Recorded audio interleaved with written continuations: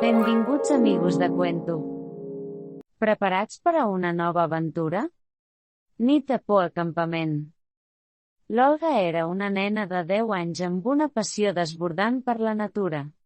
Els seus pares, conscients del seu amor per les aventures a l'aire lliure, l'havien inscrit en un campament d'estiu. Era la primera vegada que l'Olga s'allunyava tant de casa, però estava emocionada per l'experiència. El campament es trobava enmig d'un bosc dens, envoltat de pins alts i un llac cristal·lí que reflectia les estrelles per la nit. Les primeres nits van ser divertides i plenes d'activitats, fogueres, contes i passejades sota la lluna. L'Olga havia fet nous amics i se sentia feliç.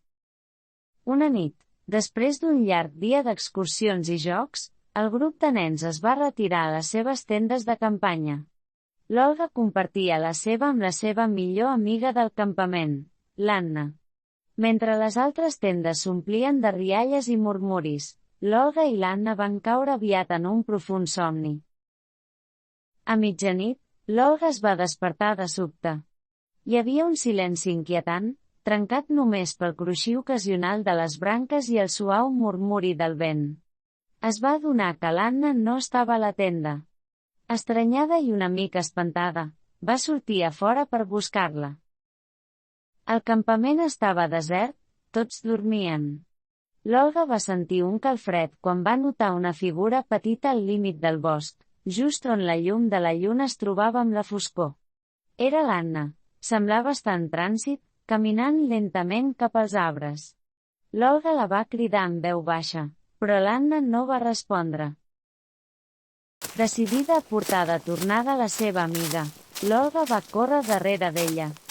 El bosc era fosc i amenaçador, i cada pas que feia semblava submergir-la en una foscor insondable. Els arbres es tancaven al seu voltant, i el so dels seus propis passos era esmorteït pel terra cobert de fulles.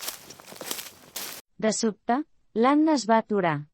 L'Olga també es va aturar, a pocs passos darrere d'ella. Va intentar cridar-la de nou, però la seva veu semblava no tenir força. Va ser llavors quan l'Olga va veure una cosa que la va omplir de terror.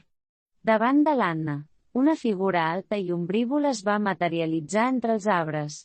Tenia una forma humana, però els seus ulls brillaven amb un vermell malèvol. L'Olga va sentir que les seves cames no responien, la por la paralitzava. La figura fosca va estendre una mà cap a l'Anna, que va començar a tremolar. Desesperada, l'Olga va reunir tot el valor que va poder i va cridar amb totes les seves forces: «Anna, desperta!». El crit va ressonar al bosc, i de sobte, l'Anna va semblar sortir del seu trànsit. Els seus ulls es van obrir de bat a bat i van mirar l'Olga amb desesperació. La figura fosca va retrocedir davant el crit de l'Olga, esvaint-se lentament en la foscor del bosc. L'Olga va córrer cap a l'Anna i la va agafar de la mà, estirant-la cap al campament. Ambdues nenes van córrer tan ràpid com van poder, sense mirar enrere, fins que finalment van arribar a la seguretat de les seves tendes. L'endemà al matí, l'Olga va explicar als monitors el que havia passat. Encara que alguns no la van creure del tot, van decidir que era millor prendre precaucions addicionals. Mai es va descobrir què havia estat aquella figura, però des de llavors, l'Olga i l'Anna mai van oblidar aquella nit aterridora al bosc. Tot i que la por persistia, també va créixer entre elles una amistat inquebrantable, forjada a les ombres d'aquell misteriós encontre.